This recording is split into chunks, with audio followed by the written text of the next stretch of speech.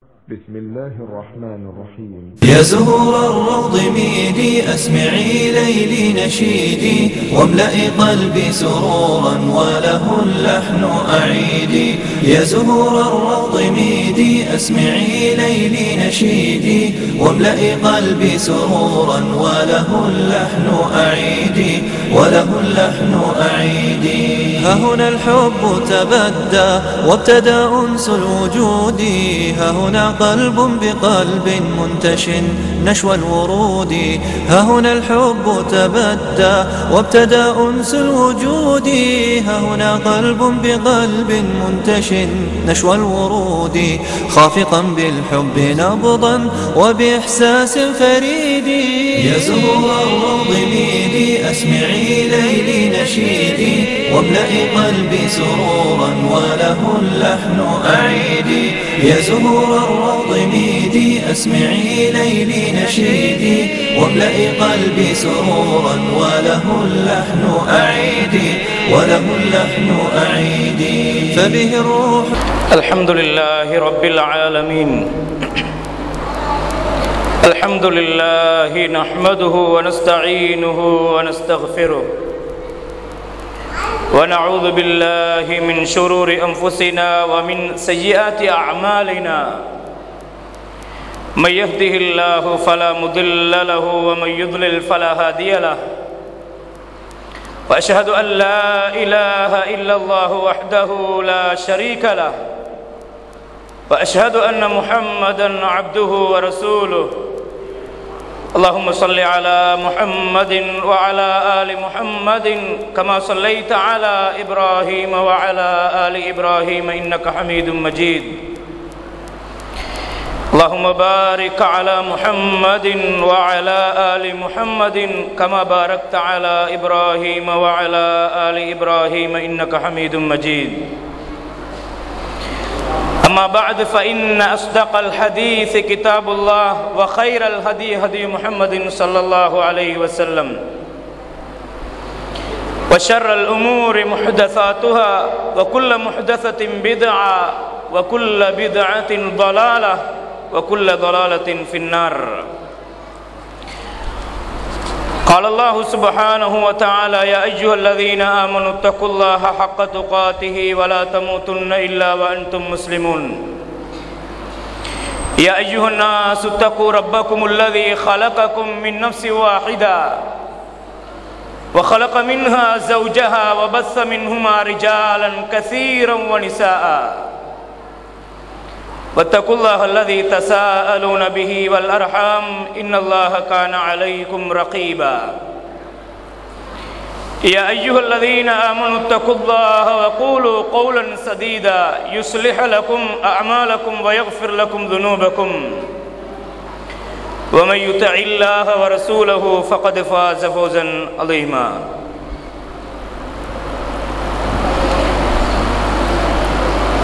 ஏக இறைவன்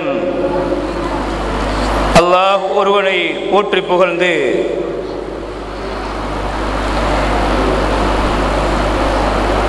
எங்கள் எல்லோருடைய உயிர்களை விட மேலான உத்தம நபி ஸல்லல்லாஹு அலைஹி வஸல்லம் அவர்களின் மீது ஸலவாத்தும் சலாமும் சொல்லி என்னுடைய உரையை நான் ஆரம்பிப்பதற்கு முன்னால்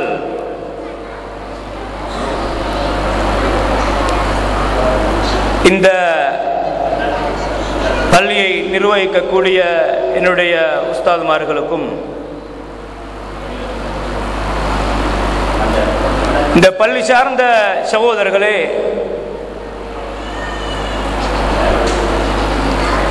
இங்கே நடைபெறுகின்ற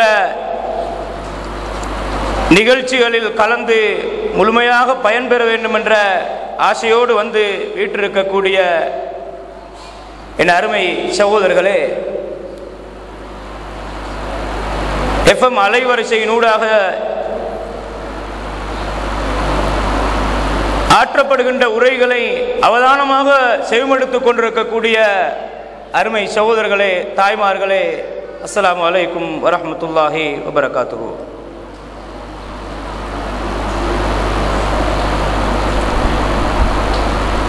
அறிவின் வாயிலை அகலத் திறந்து அல்லாஹ்வுடைய வல்லமையை உலகுக்கு உரைப்போம் என்ற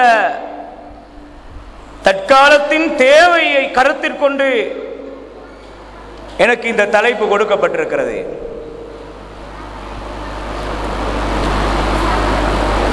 இந்த தலைப்போடு சம்பந்தப்பட்ட தகவல்கள் நீண்ட தகவல்களாக இருக்கின்ற போதும் எனக்கு கொடுக்கப்பட்டிருக்கக்கூடிய நேரம் சொற்பமான நேரம் என்றதனால் சுருக்கமாக சில தகவல்களை உங்களோடு நான் பரிமாற கடமைப்பட்டிருக்கிறேன். இந்த உலகத்தில் இறக்கப்பட்ட அற்புதமான மார்க்கம் இஸ்லாம் என்பதில் இந்த உலகம் ஏற்றுக்கொண்ட உண்மை என்று சொல்வதை அது மேற்கத்தியவாதிகளுக்கு கசப்பாக இருந்தாலும் அதுதான் உண்மை என்பார்ந்தவர்களே. ஏன் இது அல்லாஹ்வினால் இறக்கப்பட்ட மார்க்கம், அலா லில்லாஹி தீனுல் காலிஸ், தூய்மையான மார்க்கம், இது அல்லாஹ்வுக்குரியது என்று அல்லாஹ் சொல்கிறான். இன்னா நஹ்னு நஸல்னா ذிக்ர வ இன்னா லஹு லஹாஃபிதுன், இந்த மார்க்கத்தை நாங்கள் இறக்கி வைத்தோம், இதை பாதுகாப்பது எங்களின் பொறுப்பு என்று அல்லாஹ் தஆலா சொல்கிறான். இந்த உலகத்திலே ஒரு மதத்தை நோக்கி வேகமாக மக்கள் கூட்டம் படையெடுத்து நிற்கும் என்று சொன்னால் அது அற்புதமான இந்த இஸ்லாத்தை நோக்கித்தான் என்று சொன்னால் அது மிகையாகாது சகோதரர்களே.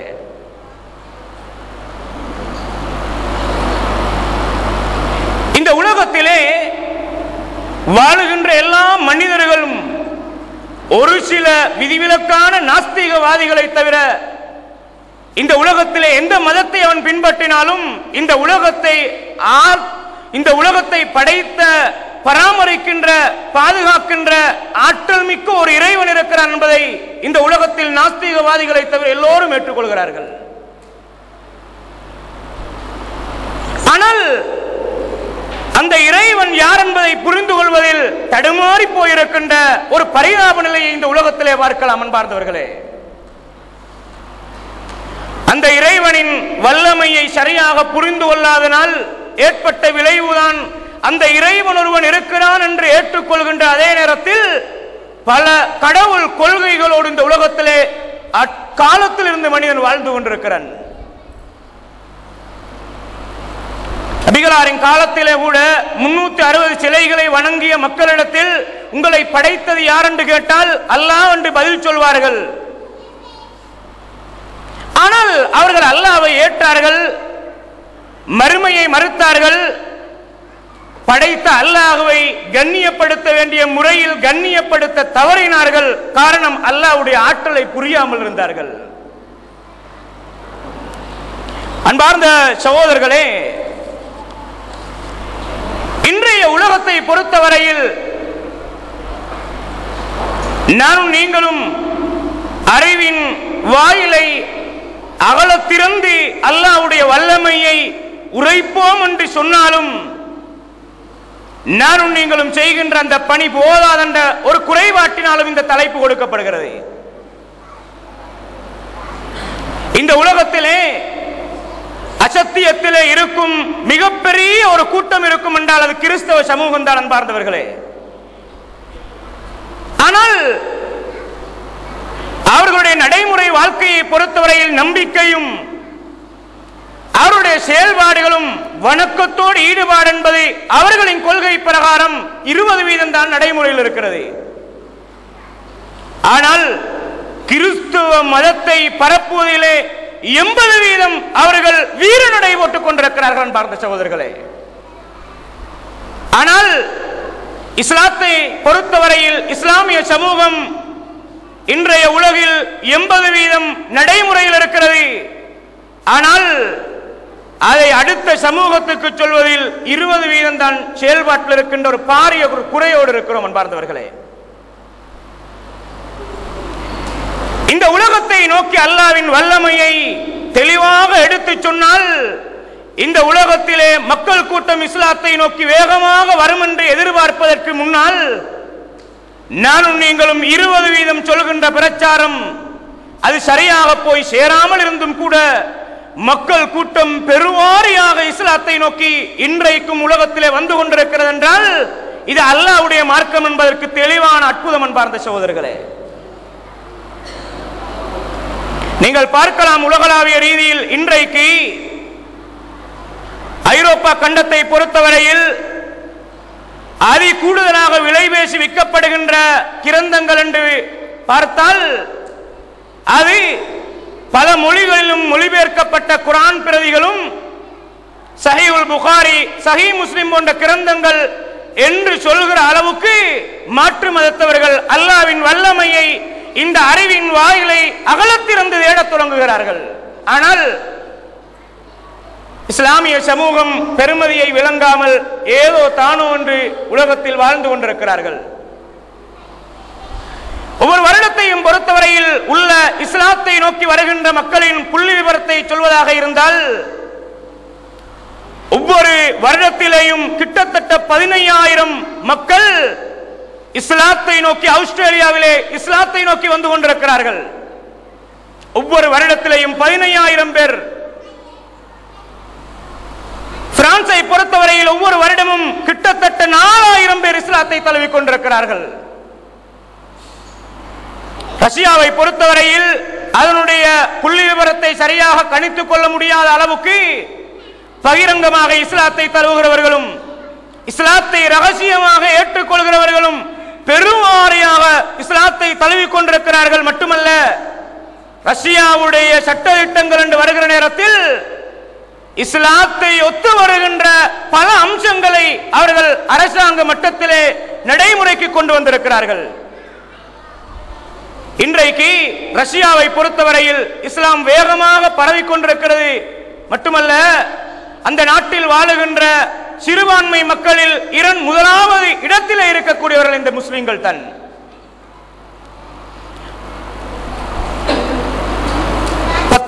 நூற்றாண்டில் ஹொலண்டை பொறுத்தவரையில் இருந்த முஸ்லிம்கள் வெறுமனே 48 பேர் தான். ஆனால் இன்றைய இந்த காலத்தை பொறுத்தவரையில் அந்த நாட்டில் 6% சனத்தொகை முஸ்லிம்கள் வாழ்ந்து கொண்டிருக்கிறார்கள். கிட்டத்தட்ட 1 மில்லியன் முஸ்லிம்கள் அந்த நாட்டிலே இன்றைக்கு வாழ்ந்து கொண்டிருக்கிறார்கள்.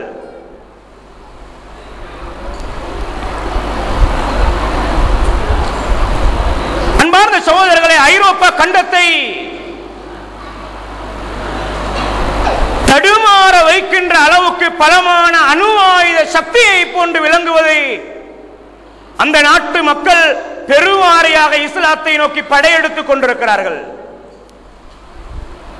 நானும் நீங்களும் இங்கே உள் பிரச்சனையை முடித்துக் கொள்ள முடியாமல் தடுமாறுகிறோம். அன்பார்ந்தவர்களே, அவன் ஒன்றை சொல்கிறான், இவன் ஒன்றை சொல்கிறான், அவனுக்கு தீர்வு சொல்வதா இவருக்கு தீர்வு சொல்வதா? உள் பிரச்சனையே பெருவாரியாக பெரிய பூகம்பமாக எடுத்துக் கொண்டிருக்கும் சமூகமாக கிணற்று தவளை போன்று வாழ்ந்து கொண்டிருக்கிறோம். ஒரு முஸ்லிம் இன்னும் ஒரு முஸ்லிமுக்கு அவன் பிழைக்கிற நேரத்தில் ஞாபகப்படுத்துவது என்பது பொதுவான விடயம். ஆனால் எங்களின் அழைப்பு பணி அந்நிய மதத்தவர்களை நோக்கி இருக்க வேண்டும் அன்பார்ந்தவர்களே. ஆனால் துரதிர்ஷ்டவசமாக வாழையடி வாழையாக முஸ்லிம்கள் ஏதோ இஸ்லாத்தை சரியாக புரியாமல் இஸ்லாத்திலே கலங்கங்களோடு நடைமுறைப்படுத்திக் கொண்டிருக்கிற நேரத்தில் துரதிர்ஷ்டவசமாக இதை தெளிவுபடுத்த வேண்டிய பாரிய தேவையிலே நாங்கள் இருக்கிறோம். அன்பார்ந்த சகோதரர்களே, சைனாவை பொறுத்தவரையில் இஸ்லாம் இந்த அளவுக்கு வேகமாக பரவுகிறது என்றால் அந்த நாட்டு அரசாங்கம் இனி யார் யாரெல்லாம் இஸ்லாத்தை ஏற்றுக்கொள்கிறார்கள் என்று பகிரங்கமாக கண்காணிக்க ஆரம்பித்திருக்கிறது என்று சொல்கிற அளவுக்கு தன்னால் அதை தாங்கிக் கொள்ள முடியாத பலமான ஒரு சக்தியாக இஸ்லாம் விளங்குகிறது. அன்று செப்டம்பர் 11க்கு பின்னால் உள்ள காலப்பகுதியில் ஐரோப்பா கண்டத்தை பொறுத்தவரையில் பெண்கள் இஸ்லாத்தை ஏற்றுக்கொள்கிறதின் வீதாசாரம் மிக வேகமாக பரவுகிறது. ஒவ்வொரு பெண்ணும் தன்னுடைய தலை முடியை, தன்னுடைய மறைக்க வேண்டிய பகுதியை மறைத்து வாழுகின்ற ஒரு சூழல் உருவாகி இருக்கிறது. இது அந்த நாட்டு மக்கள் இஸ்லாத்துக்கு எதிரான சக்திகள், முஸ்லிம்கள் இஸ்லாம் பெண்களை அடிமைப்படுத்துகிறது, முடக்குகிறது என்ற மோசமான அந்த கருத்தை அடியோடு வேறறுத்து விடுகிறது. அன்பார்ந்தவர்களே, இப்படி இஸ்லாத்தை நோக்கி மக்கள் வருவதற்கான காரணம் என்ன என்று தேடுவதுதான் நான் இவ்வளவு நேரம் சொன்ன அந்த புள்ளி விவரத்துக்கான காரணம், அன்பார்ந்த சகோதரர்களே, இப்படி நிறைய சொல்லிக் கொண்டு போகலாம். பிள்ளைகள் கொஞ்சம் அமைதியாகிறீங்க, பிள்ளைகள் அமைதியாகிறீங்க. ஏன் இவர்கள் இஸ்லாத்தை நோக்கி இவ்வளவு வேகமாக வருகிறார்கள்? நானும் நீங்களும் சொல்லியா வந்தார்கள்? அன்று ஆப்கானிஸ்தானை தாக்கி அடிப்பதற்காக வேண்டி அமெரிக்கா சதியிட்டுக் கொண்டிருக்கிற காலப்பகுதி அது. 2001 ஆண்டு காலப்பகுதி. தாலிபான் போராளிகளின் உள்நிலை எப்படி என்று ரகசியமாக கண்காணிக்க பிரிட்டிஷ் அரசாங்கம் செய்தி சேகரிப்பதற்காக மாறுவேடத்தோர் ஒரு பெண்ணை, கிறிஸ்தவ பெண்ணை அனுப்புகிறார்கள். அந்த பெண் ஒரு ஆப்கானிய பெண்ணை போன்று நடித்துக் கொண்டு ஒரு கழுதையில் பயணம் செய்து கொண்டிருக்கிறாள். அந்த நேரத்தில் தாலிபான் போராளிகளால் அவள் கைது செய்யப்பட்டு ஒரு இடத்திலே தடுத்து வைக்கப்பட்டு மரியாதையோடு அவள் கவனிக்கப்படுகிறாள். இத்தனைக்கும் அவள் நினைத்தால், முஸ்லிமான ஒரு பெண் நம்முடைய சமூகத்திலே வந்து அகப்பட்டால் சித்திரவதைக்குட்படுத்தப்படுவாள். அதே நிலைதான் என் நிலை என்று அவள் எதிர்பார்த்தாள். ஆனால் மரியாதையோடு நடத்தப்படுகிறாள். அவள் தன்னுடைய அசிங்கமான ஆடைகளை கூட தாலிபான் போராளிகள் வந்து முன்னே நிற்காமல் இருக்க அதையெல்லாம் தொங்க வைத்து விட்டாள். மரியாதையோடு நடந்து கொண்ட அந்த போராளிகள் கடைசியாக அவளை விடுவிக்கிற நேரத்தில் கையிலே ஆங்கிலத்தில் மொழிபெயர்க்கப்பட்ட குர்ஆனின் பிரதியை கொடுக்கிறார்கள். அல்லாஹு அக்பர். கையிலே சுமந்து சென்ற அந்த பெண்மணி நாட்டை நோக்கி போகிறாள். பாகிஸ்தான் எல்லை வழியாக அங்கே போனால், இதற்கு முன்னால் அவள் பத்திரிகை ஆசிரியர் என்றதனால் எழுதிய செய்திகள் எல்லாம் முஸ்லிம்களை பற்றி மோசமான செய்திகள். ஆனால் அந்த நாளில் இருந்தவள் எழுதிய செய்தி இஸ்லாமிய மக்கள் நல்ல மக்கள் என்ற செய்தியை எழுத ஆரம்பித்தவுடனே ஏனைய பத்திரிகை ஆசிரியர்கள் அவர்களுடைய பத்திரிகைகளை எழுதுகிறார்கள். இந்த பெண்ணுடைய எழுத்தை பார்த்தால் இவள் அதி வேகத்திலே இஸ்லாத்தை தழுவிக்கொள்வாள் போன்றிருக்கிறது. உண்மையும் தான், லா இலாஹா இல்லல்லாஹ், உண்மையாக வணங்கப்பட தகுதியானவன் அல்லாஹ்வை தவிர வேறு யாரும் இல்லை என்ற கலிமாவை சொல்லி இஸ்லாத்தை தழுவிக்கொண்டார். இன்றைக்கு அகிலமெல்லாம் அறிவின் வாயிலை அகலவே திறந்து அல்லாஹ்வின் வல்லமையை சொல்லி மக்களை இஸ்லாத்துக்கு அழைக்கின்ற ஒரு உத்தம பெண்ணாக விளங்குகிறார் என்றால் அவரை மாற்றியது எது? அன்பார்ந்த சகோதரர்களே, 19வது நூற்றாண்டின் ஆரம்ப கால பகுதியில் வில்லியம் இ கொலன்லி என்று சொல்லக்கூடிய ஒரு பத்திரிகை ஆசிரியர், அவர் தன் புத்தகத்திலே புதுமைகள் என்ற அந்த தலைப்பிலே செய்தி சொல்ல ஆரம்பிக்கிறார். மேற்கத்திய சமூகம் அறிவியல் தொழில்நுட்பத்தில் விஞ்ஞான வளர்ச்சியில் முன்னேற்றம் கண்டு கொண்டிருக்கின்ற காலப்பகுதியில் இந்த உலகம் இருண்டு கொண்டிருந்த நேரத்தில் வெளிச்சத்தை நோக்கி போகிறதே என்ற சந்தோஷத்தை உலகமெல்லாம் கண்டு குதூகலமாக சந்தோஷப்பட்டுக் கொண்டிருக்கின்ற நேரத்தில் இந்த ஆசிரியர் ஒரு செய்தியை அவதானத்தோடு செய்தி சொல்கிறார். அது என்ன செய்தி தெரியுமா? இந்த மக்கள் புதுமைகளை கண்டுபிடிக்க வேண்டும் என்பதில் மட்டும் கவனம் செலுத்துகிறார்கள். புதுமைகள் நிறைந்து கண்டுபிடிக்கப்படுகிற நேரத்தில் நம்முடைய சமூகத்தில் ஒரு பாரிய வெடிப்பு ஏற்படும் என்பதை இந்த சமூகம் மறந்து விடுகிறது என்றார். புதுமைகள் என்று வருகிற நேரத்தில் அந்த புதுமைகளை கண்டுகொள்கிற போது இச்சமூகத்தில் ஒரு பாரிய வெடிப்பு ஏற்பட போகிறது. அதை தூரநோக்கோடு அவர் சிந்திக்கிறார். அது என்ன வெடிப்பு தெரியுமா? மனிதர்களுக்கு அல்லாஹ்வுடைய வல்லமை தெரியாமல் இருக்கிற காலத்தில் ஏதோ ஒரு நம்பிக்கையோடு இருந்தாலும் பல கடவுள்களை வணங்கிக் கொண்டிருப்பார்கள். என்றைக்கு அல்லாஹ்வுடைய வல்லமையை புரிந்து கொள்வார்களோ அன்றைக்கு சத்தியத்தை தேட ஆரம்பிப்பார்கள். என்றைக்கு இந்த புதுமைகள் எல்லாம் கண்டுபிடிக்கப்படுகிறதோ அன்றைக்கு அந்த புதுமையை நோக்கி செல்கிற நேரத்தில் அதை உருவாக்கியவன் யார் என்பதை தேடுவார்கள். அன்றைக்குத்தான் நம் சமூகத்தில் பாரிய வெடிப்பு ஏற்படும் என்று சொல்கிறார்கள். அன்பார்ந்த சகோதரர்களே, இன்றைய உலகத்தை பொறுத்தவரையில் அல்லாஹ்வுடைய வல்லமையை நாங்கள் இந்த உலகத்துக்கு சொல்ல வேண்டிய பாரிய தேவையில் இருக்கிறோம். எனக்கு கொடுக்கப்பட்ட இந்த நேரம் குறுகிய நேரம் என்பதனால் இதை விரிவாக துவங்கினால் அதை முடித்துக் கொள்ள முடியாமல் போகும் என்பதனால் நான் இந்த செய்தியை சுருக்கமாக சொல்கிறேன். அன்பார்ந்த சகோதரர்களே, இந்த உலகத்திலே அல்லாஹ் தஆலா ஒருவன் இருக்கிறான் என்பதை நிரூபிப்பதற்காக அன்று தொற்று மறுமை நாள் வரைக்கும் அல்லாஹ் தஆலா தெளிவான அற்புதங்களை வெளியாக்கி கொண்டிருக்கிறான்.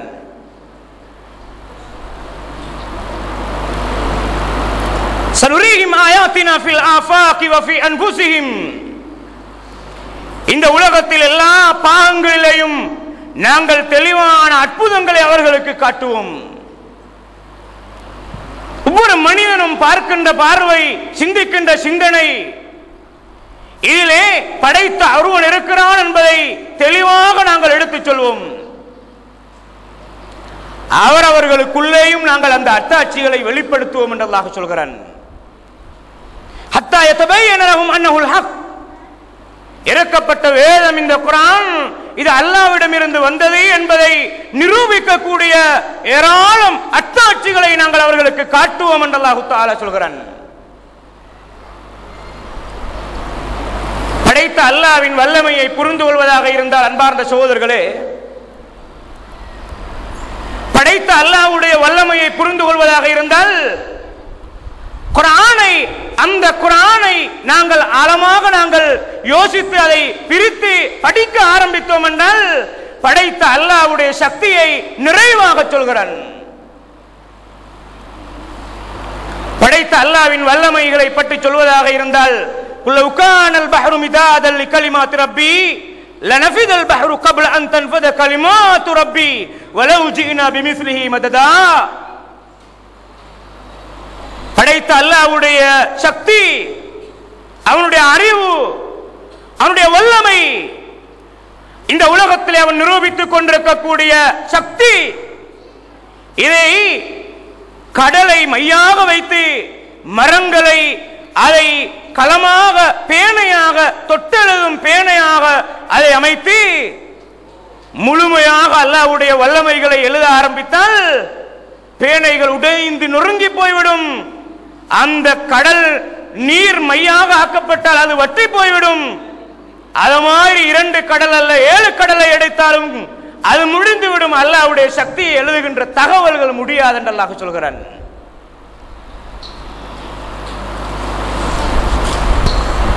இந்த உலகத்திலே படைத்த அல்லாஹ் ஒருவன் இருக்கிறான் என்பதை இன்றைக்கு ஆய்வு செய்யக்கூடிய விஞ்ஞானிகள் கிறிஸ்தவர்களாக இருந்து ஆய்வு செய்கிறார்கள். அவர்களின் ஆய்வின் முடிவில் சொல்கிற தகவல் என்ன தெரியுமா? இந்த உலகத்தை ஆண்டு கொண்டிருக்கும், இந்த உலகத்தை இயக்கும் பலமான சக்தி வாய்ந்த கடவுள் ஒன்று இருக்கிறான் என்பதை இந்த ஆய்வாளர்கள் சொல்கிறதை பார்க்கலாம்.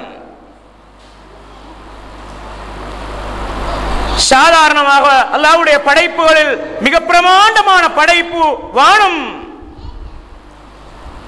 இந்த வானத்துக்கும் பூமிக்கும் இடைப்பட்ட அந்தரத்திலே அல்லாஹ் தஆலா மிக பிரமாண்டமான கோள்களை படைத்திருக்கிறான். 7 வானங்களை படைத்திருக்கிறான்.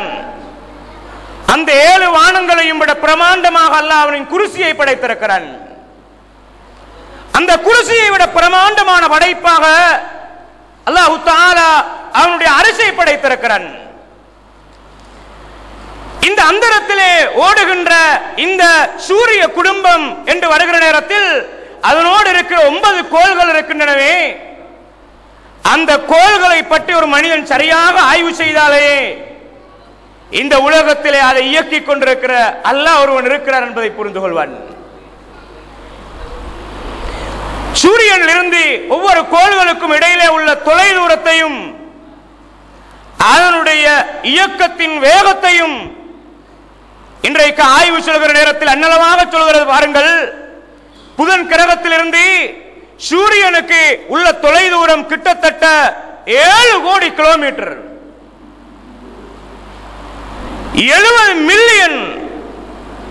வெள்ளியிலிருந்து சூரியனுக்குள்ள தொலை தூரம் கிட்டத்தட்ட 10,90,00,000 கிலோமீட்டர். இப்படி 9 கோள்கள் என்று வருகிற நேரத்தில் இந்த பூமியிலிருந்து சூரியனுக்குள்ள இடைவெளி தொலைதூரம் 15,20,00,000 கிலோமீட்டர் தொலைதூரம். இப்படி ஒரு அண்ட வெளி அல்லாஹ் தஆலா படைத்திருக்கிறான். இது இன்றைய அறிவின் வாயலை திறந்து நாங்கள் ஆழமாக அல்லாஹ்வின் வல்லமையை இந்த உலகத்திற்கு சொல்கிற நேரத்தில் அன்பார்ந்த சகோதரர்களை, இப்படி இன்றைய அறிவியல் விஞ்ஞானம் சொல்கிற கருத்துகளோடு நாங்கள் உலகுக்கு செய்தி சொல்கிற நேரத்தில் மக்கள் அவதானத்தோடு இதை யோசிப்பார்கள். இப்படியான ஒரு அண்டவெளியிலே அல்லாஹ் தஆலா இந்த கோள்களை நீந்து செல்கிற விதத்திலே அல்லாஹ் படைத்திருக்கிறான். இது முதலாவது அம்சம். இரண்டாவது, இந்த கோள்கள் ஒவ்வொன்றும் சூரியனை சுற்றி வலம் வருவதற்கு உரிய ஒரு கால அளவு. மூன்றாவது, இந்த சூரியனை சுற்றி வலம் வருகின்ற இந்த கோள்கள் தன்னைத்தானே சுற்றுகின்ற வேகம். அன்பார்ந்த சகோதரர்களே, ஒரு பொருளை எடுத்து அது தன்னைத்தானே சுற்றுகிறது, அதே நேரத்தில் இன்னும் ஒரு பொருளையும் சுற்றி வருவதாக இருந்தால் அதனுடைய வேகத்தை பொறுத்து அது சின்ன பின்னமாக ஒன்றோடொன்று முட்டி மோதிக் கொள்ளும். இதை ஆய்வு செய்த விஞ்ஞானிகள் யாரும் நாஸ்திகராக உலகத்தில் இருக்கவில்லை. அன்பார்ந்த சகோதரர்களே, இந்த வல்லமை, இதை இயக்குபவன் யார்? அதை தேடி சென்ற எந்த விஞ்ஞானியும் இந்த உலகத்தை படைத்த ஆளுகின்ற ஒருவன் இருக்கிறான் என்பதை மறுக்கவில்லை. அன்பார்ந்த சகோதரர்களே, அண்மை காலத்தில் குர்ஆன் சொல்கின்ற அல்லாஹ்வுடைய வல்லமைகள் என்று வருகிற நேரத்தில்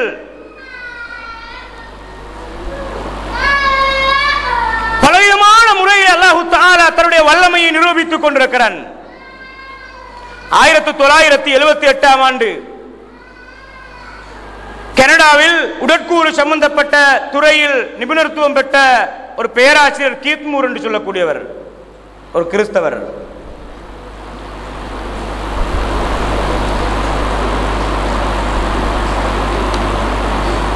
அவர் சவுதி அரேபியாவிலே நடந்த தம்மாமிலே நடந்த ஒரு மாநாட்டிலே கலந்து கொள்கிறார். அந்த நேரத்தில் அவரின் கையிலே குர்ஆனிலே உடற்கூறு சம்பந்தப்பட்ட செய்திகளாக அல்லாஹ் சொல்கின்ற குர்ஆனுடைய அந்த வசனங்களை எடுத்து அவர் கையிலே கொடுக்கப்படுகிறது கருவறை சம்பந்தப்பட்ட விஷயங்கள்.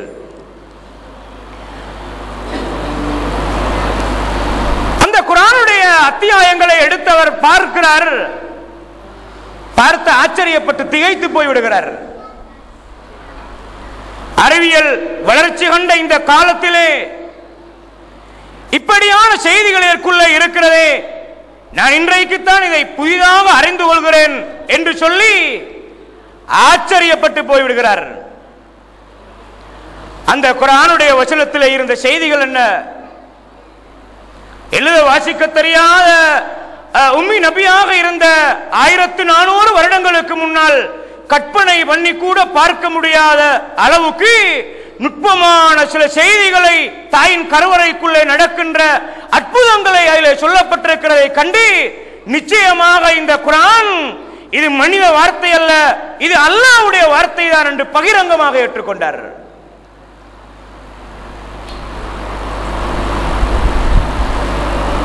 يخلقكم في بطون أمهاتكم خلقا من بعد خلق في ظلمات ثلاث ذلكم الله. உங்கள் ஒவ்வொருவரையும் அல்லாஹ் தஆலா உங்கள் தாயின் கருவறையிலே ஒவ்வொரு கட்டத்தின் பின் கட்டமாக 3 இருள்களுக்கு உள்ளே வைத்து அல்லாஹ் படைத்தான். அதற்குள்ளே கார் இருளுக்குள்ளே வைத்து அல்லாஹ் உங்களுக்கு அழகான தோற்றத்தை தந்தான். அவன்தான் அல்லாஹ் என்று அல்லாஹ் சொல்கிறான். அந்த ஆற்றல் யாருக்கு இருக்கிற இந்த உலகத்தில்?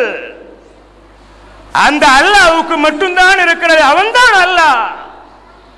இந்த உலகத்தில் ஒரே நேரத்தில் எல்லாத்தையும் பார்க்கக்கூடிய ஆற்றல் அல்லாஹ்வுக்கு மட்டும் இருக்கிறது. சவாஉம் மின்கும் மன் அஸர்ரல் கௌல வமன் ஜஹர பிஹி வமன் ஹுவ முஸ்தக்ஃபின் பில் லைலி வஸாரிபும் பின் நஹார். ரகசியம் பரகசியம், இருள் வெளிச்சம், எந்த வேறுபாடுமே இல்லாமல் எல்லாத்தையும் ஒரே நேரத்தில் பார்க்கிற ஆற்றல் அந்த ஒரே ஒருவன் அல்லாஹ்வுக்கு மட்டும்தான். அந்த அல்லாஹ் உங்களை உங்கள் தாயின் கருவறைக்குள்ளே வைத்து படைத்ததை 3 பலமான இருள்களுக்குள்ளே வைத்துத்தான்.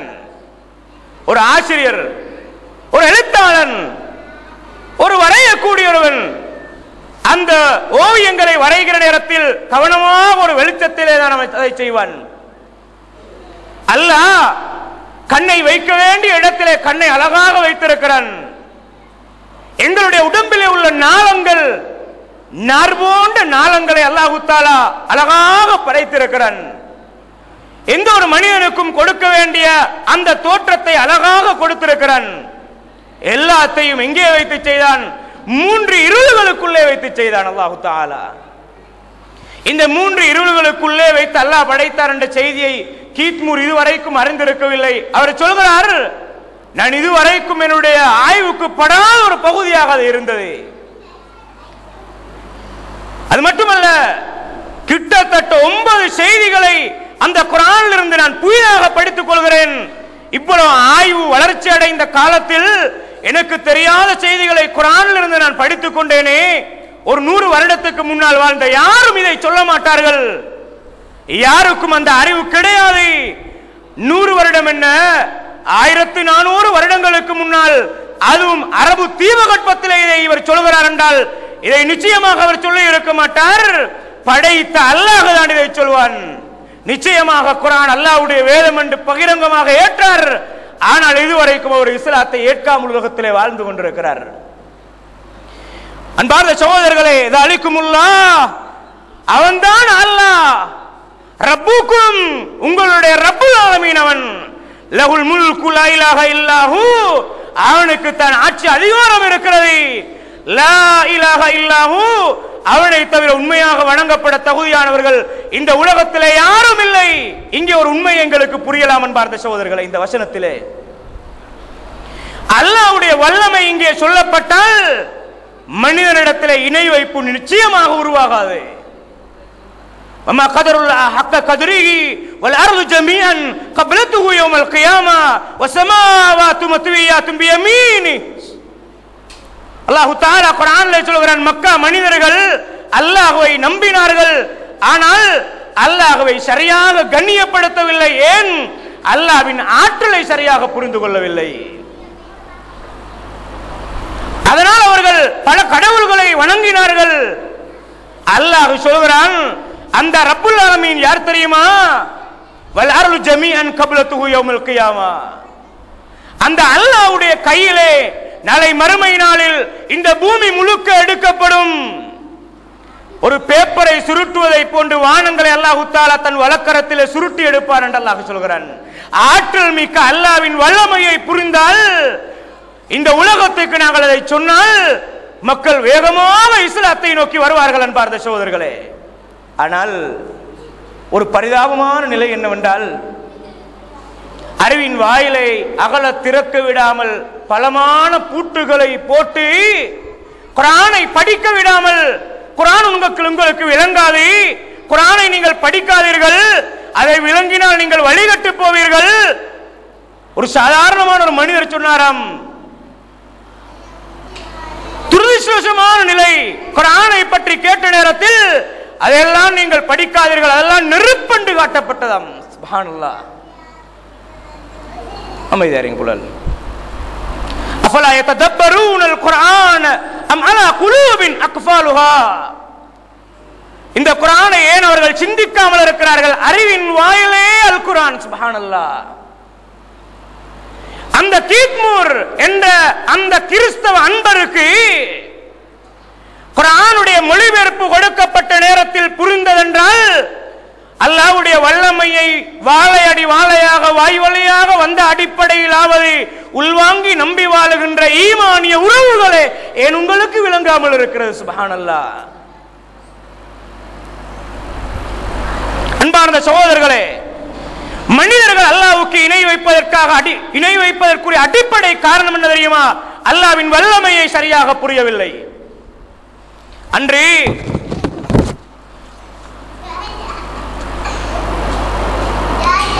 1880 காலப்பகுதியில் ஒரு மனிதனுடைய கை ரேகை, விரல் ரேகை இருக்கிறதே, அது மாதிரி இந்த உலகத்தில் ஒத்த மாதிரி அமைப்பில் யாரிடையும் இல்லை, அல்லாஹ் வித்தியாசமாக படைத்திருக்கிறான் என்பது உலகறிய நடைமுறைக்கு கொண்டு வரப்பட்டது. அன்றைய காலத்தில் சார் பிரான்சிஸ் என்று சொல்லக்கூடிய ஆய்வாளர் பலமான முயற்சிகளோடு நீண்ட பெரும் ஆய்வுகளை செய்து கையின் இந்த விரல்களின் ரேகைகள் உலகத்தில் ஒன்றாக சமமாக ஒரே மாதிரி எல்லோருடையும் இல்லை, ஒரு மாதிரி எல்லோருடைய ரேகைகளும் வித்தியாசமாக இருக்கிறது என்பதை உறுதியாக கண்டுபிடித்து இன்று வரைக்கும் இந்த கை ரேகை முக்கியமாக இன்றைக்கு யாராவது ஒருவன் திருடினான் என்றால் கூட இந்த கை ரேகையை வைத்து அந்த திருடனை பிடிக்க முடியும் என்ற அளவுக்கு அதை விடும் இந்த கண்ணையே இன்றைக்கு வித்தியாசமான முறையில் கண்ணை கேமரா பண்ணினால் அதற்கு பின்னால் மீண்டும் கைரேகை அல்ல ஒரு படிதரம் இந்த உலகம் முன்னேறி இந்த கண்ணை இன்றைக்கு வீடியோ பண்ணப்படுகிறது. அல்லாஹ் வித்தியாசமாக இந்த உலகத்திலே மனிதனை படைத்திருக்கிறான். இது நடைமுறைக்கு வந்தது மட்டுமல்ல, இதை நடைமுறைக்கு கொண்டு வருவதற்கு 1880 முடிவுக்கு வருகிறது. அன்பார்ந்த சகோதரர்களை, எழுத வாசிக்க தெரியாத 1400 வருடங்களுக்கு முன்னால் குர்ஆனில் இது சொல்லப்பட்டிருக்கிறது. நேரடியாக இதை சொல்லாவிட்டாலும் மறுமையை பற்றி சொல்கிற நேரத்தில் மனிதன் மண்ணறையில் இருந்து எழுப்பி நிறுத்தப்படுவான் என்பதை சொல்கிற நேரத்தில் அயஹஸபுல் இன்சானு அல்லன் நஜ்மஅ இதாமா, மனிதர்கள் அவர்களின் உடம்பு கொடுக்கப்பட்டு மறுமையில் ஒன்று சேர்க்கப்பட்டு எழுப்பி நிறுத்தப்பட மாட்டார்கள் என்று நினைக்கிறார்களா? பலா காதிரினா அலா அன் நுஸவ்விய பனானா, அவனை எழுப்புவது மட்டுமல்ல, உலகத்தில் கைரேகை வித்தியாசமாக இருந்ததை போன்று கைரேகையும் வித்தியாசமாகத்தான் எழுப்புவோம் என்று கொடுத்தெழுப்புவோம் என்று அல்லாஹ் தஆலா தன் ஆற்றலை இந்த உலகத்துக்கு சொல்கிறது மட்டுமல்ல, நபிகளார் அல்லாஹ்வுடைய தூதர் என்பதை நிரூபிக்கிறார். அன்பார்ந்த சகோதரர்களே,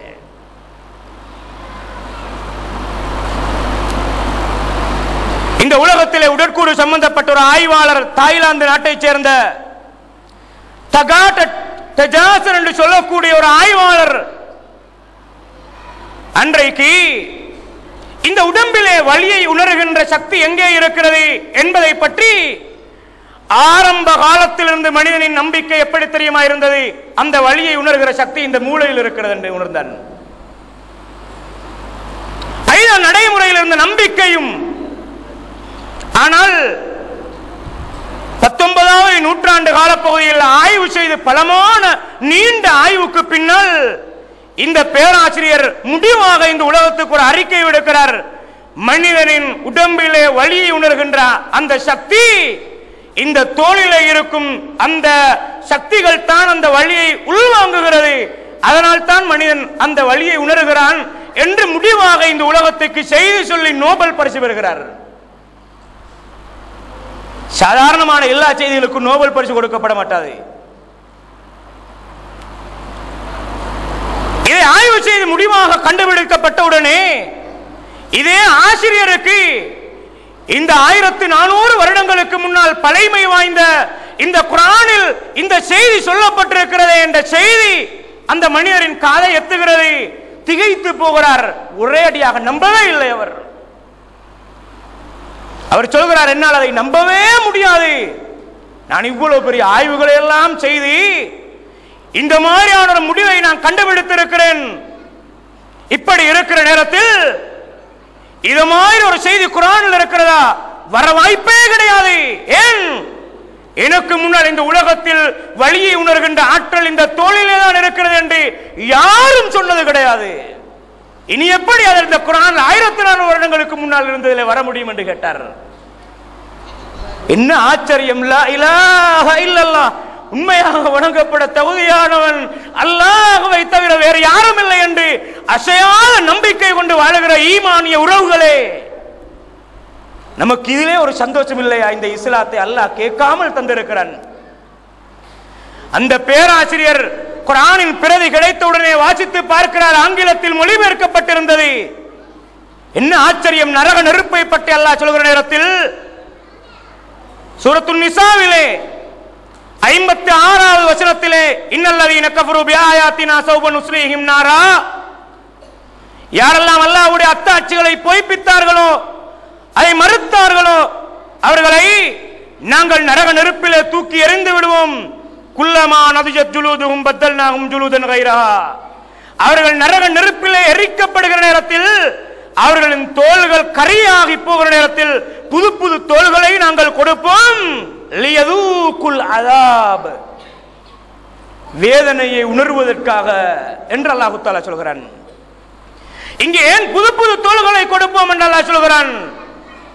வேதனையை உணர்கின்ற அந்த சக்தி அந்த தோளிலே இருக்கிறது.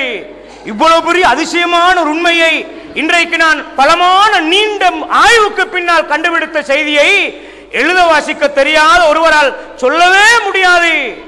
நிச்சயமாக இது அல்லாஹ்வுடைய வார்த்தையாகத்தான் இருக்க வேண்டும் என்று சொல்லி இஸ்லாத்தை தழுவிக் கொண்டார்கள். அன்பார்ந்த சகோதரர்களே, அல்லாஹ்வின் வல்லமையை 19வது நூற்றாண்டின் ஆரம்ப காலத்தில் மனிதன் கண்டுபிடித்து புதுமைகளை உலகத்துக்கு சொல்லி இன்ப வார்த்தைகளை சொல்லி இன்பமடைந்து கொண்டிருக்கிற காலத்தில் அன்றைக்கு ஒரு ஆய்வாளர் சொன்னாரே, புதுமைகளை காணுகின்ற நேரத்தில் பலமான ஒரு வெடிப்பு சமூகத்திலே ஏற்பட போகிறது. அவர் ஒரு கிறிஸ்தவர். அன்று உலகம் தட்டையானது என்று சொல்லிக் கொண்டிருந்தார்கள். காலப்போக்கில் உலகம் உருண்டையானது என்பதை ஆய்வு முன்னேறுகிற நேரத்தில் பலமான முயற்சிகளுக்கு பின்னால் உலகம் உருண்டையானது என்பதை கண்டுபிடித்த நேரத்தில் அதை பகிரங்கமாக சொன்ன அந்த விஞ்ஞானிகளை கூட கிறிஸ்தவ தேவாலயங்கள் அன்றைய காலத்தில் பலமான மரண தண்டனையை கொடுத்த வரலாற்று செய்திகளை எங்களுக்கு பார்க்கலாம். ஏன் தெரியுமா? அன்றைக்கு